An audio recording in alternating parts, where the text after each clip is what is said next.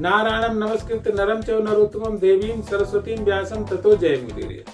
महाभारत संहिता का पाठ भगवान श्री कृष्ण, उनके सखा अर्जुन, माँ सरस्वती और कथा के रचयिता व्यास जी को प्रणाम करते हुए महाभारत का श्रवण वाचन करना चाहिए।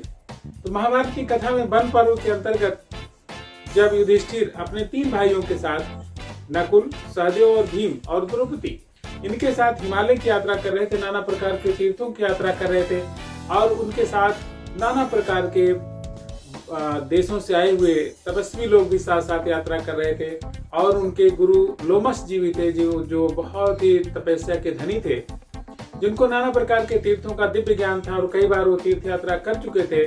उनके साथ ये लोग यात्रा कर रहे थे। उस महान ऋषि के साथ यात्रा करते हुए हरिद्वार के आगे जब हिमालय पर्वत के दुर्गम गंधमादन श्रेणी पर पहुंचे तो वहां पर कहते हैं कि द्रौपदी को एक सौगंधिक कमल मिला जो कि बहुत ही अच्छा सहस्त्र दल उसमें थे और बहुत अच्छी सुगंध आ रही थी। और उस कमल को भीम को दिखा करके द्रौपदी ने कहा कि मैं इसे महाराज युधिष्ठिर को देना चाहती हूँ, उनको अर्पित करना चाहती हूँ। आप कृपा करके ऐसे अन्य कमल भी ले आए जो आपके प्रेम का परिचायक होगा। तो कहते हैं कि उनकी इस अपनी द्रौपदी की बात को मान करके भीम ने सोचा कि क्यों न अपनी प्रिया का एक काम किया जाए और उसी बहाने हिमालय की यात्रा और थोड़े अन्य चीजों को भी हम देख लेंगे और उस कमल वाले सरोवर के भी दर्शन हो जाएंगे। तो अपनी जिज्ञासा को पूरी करने के लिए तुरंत ही भीम चल पड़े उस सरोवर की ओर जिधर से वो कमल उड़कर आया था। अब कहते हैं कि जैसे कुछ दूर आगे बढ़े वैसे बहुत बड़ा एक केले का बगीचा दिखाई पड़ा और भीम दहाड़ते उस बगीचे में घुस गए। अब उस केले के बगीचे के अंदर एक महान बंदर लेटा हुआ था। अब उस बंदर को देख करके भीम ने कहा कि आप थोड़ा सा हट जाइए। उस बंदर ने कहा कि भीम आप तो बहुत शक्तिशाली हैं, आप तो मेरा उल्लंघन करके चले जाइए। तो भीम ने कहा देखिए, निराकार परमात्मा सभी प्राणियों के भीतर स्थित है और आपका उल्लंघन से होगा कि मैंने उस परमात्मा को लागा, एक मुझे दोष लगेगा। क्योंकि मैं ये जानता हूं कि परमात्मा आपके भीतर है, इसलिए मैं आपको लांघ नहीं सकता। उनकी इस बात से थोड़ा सा जो लेटे हुए बंदर थे थोड़ा संतोष हुआ उनको कि क्योंकि जो लेटे हुए बंदर थे वो भीम को पता नहीं था और वो महावीर, महाबली, महाशक्तिशाली पवन पुत्र हनुमान जी थे। और उन्होंने बड़ी संयत बाणी में कहा कि मैं बुजुर्ग हो गया और आप जानते हैं कि मेरी पूंछ अब मुझसे हिलती नहीं, तो आप तो बड़े शक्तिशाली हैं, मेरी पूंछ को हटा दीजिए और चले जाइए। मैं थोड़ा अशक्त हो गया हूँ, बुजुर्ग हूँ। अब उनकी बात को सुन करके भीम ने सोचा तुरंत ही हटा देते हैं और उन्होंने पहले एक हाथ से पूंछ पकड़ी लेकिन पूंछ टस से मस नहीं थी। अब उन्होंने दूसरे हाथ से भी दोनों हाथ से खूब जांगर लगाए, खूब ताकत लगाई, जितनी शक्ति थी भीम ने लगा लिया 10,000 हाथियों का बल, लेकिन उनकी पूंछ हिली ही नहीं। कहते हैं भीम की जो सारी अहंकार था उनके अंदर एक ग्लानि में बदल गया और उनका अहंकार बिल्कुल बदल गया, गायब हो गया और उन्होंने तुरंत ही हाथ जोड़े, प्रभु आप कौन है, अपना यथार्थ परिचय दें, आप जैसे शक्तिशाली लोगों को पाकर के मैं धन्य हुआ। तब जाकर के हनुमान जी ने कहा कि आपने हनुमान नाम सुना होगा, जो कि भगवान राम के जमाने में जिन्होंने सीता जी का पता लगाया था और लंका का विध्वंस किया। तो उनकी इस बात को सुनकर के भीमसेन बड़े प्रसन्न हुए और चूंकि भीम भी वायुपुत्र थे और पवन पुत्र वायुपुत्र, तो दोनों लोग एक प्रकार से भाई थे और उनकी यह प्रसन्नता बहुत अतिशय प्रसन्नता में बदल गई। कहते हैं कि हनुमान जी ने भीमसेन को गले लगाया और कहा कि जिस प्रकार से त्रेता युग में मैं राम के स्पर्श से प्रसन्न था, उसी तरह से आज मानव रूप में आपका दर्शन हुआ है, तो आपको पाकर मैं प्रसन्न हूं।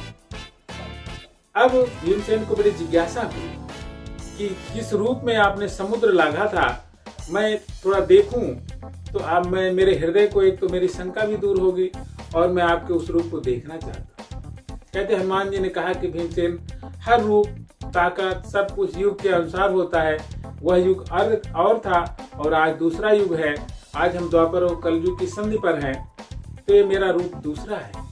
लेकिन फिर आप कहते हो तो मैं अपना बड़ा रूप दिखाता हूँ कहते हैं भीमसेन ने देखा कि हनुमान जी तत्काल ही बहुत बड़े रूप में आ गए, जैसे पूरा मरुधर को बहुत बड़ा पर्वत हो, और उस पर्वताकार रूप को देख करके भीमसेन ने प्रणाम किया और कहा, भैया आप तुरंत ही अपने सामान्य रूप में आ जाइए, क्योंकि आपको देखना ही मेरे बस की बात नहीं है। आप तो एकदम सोने के पहाड़ जैसे दिख रहे हैं, और आपका विकराल रूप इतना बड़ा है कि आप अकेले ही रावण का भी वध करके पूरी लंका को जला करके सीता जी को वापस ला सकते थे। हनुमान जी कहा, भैया सही कहते हो, लेकिन अगर मैं करता तो जो भगवान राम को यश मिलना था और जो उनके द्वारा कृत्य होना था उसमें बाधा पड़ती, इसलिए मैंने वो काम नहीं किया।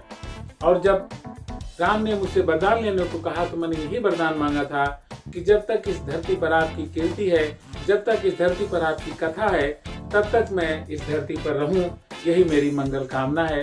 तो कहते हैं कि हनुमान जी जहाँ भी भगवान की कथा होती है उस कथा में विराजमान रहते हैं, और हनुमान जी जहाँ पर गंधमादन पर्वत है वहाँ पर बहुत सारी अप्सराएं इतनी राम कथा में प्रवीण है कि प्रतिदिन कथा कहती हैं, और हनुमान जी उस कथा का रस हमेशा लेते रहते।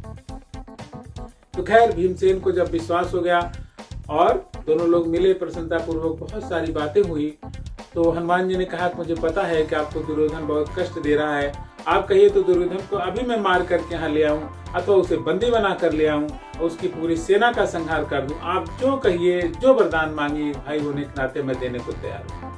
भीमसेन ने कहा कि आपके दर्शनों से हम कृतार्थ हुए और समझिए सब कुछ पा लिया, आप बस अपना आशीर्वाद बनाए रखिए। तो हनुमान जी ने कहा कि जब ये लड़ाई होगी तो मैं अर्जुन के रथ पर बैठा रहूंगा और मेरी हुंकार से ही आपके विपक्षियों के आधे प्राण निकल जाएंगे और उन्हें मारना आप लोगों के लिए बहुत आसान हो जाएगा। तो कहते हैं उसी प्रतिज्ञा, उसी व्रत को याद करके हनुमान जी हमेशा ही भगवान श्री के रथ हाँकते थे और उनके ऊपर ध्वजा के पास में हनुमान जी बैठे रहते थे और अपनी हुंकार से विपक्षी दलों के प्राण को आधा कर देते। तो एक बहुत ही दिव्य प्रसन्नतादायक कथा हमने आपको बताई, हनुमान जी और भीमसेन का मिलन। तो हमारी इस कथा को आपने ध्यान से सुना। भगवान आपके पुण्य का वर्धन करें, आप अच्छे काम करें, जनता के लिए, समाज के लिए कुछ अच्छा दे सकें, ऐसी हम लोगों की सदैव प्रेरणा होनी चाहिए। यह मंगल कामना है कि इस देश में हम सब अच्छे बने, अच्छे चरित्रवान बने, सत्यवादी बने और लोगों के हित के लिए काम करें।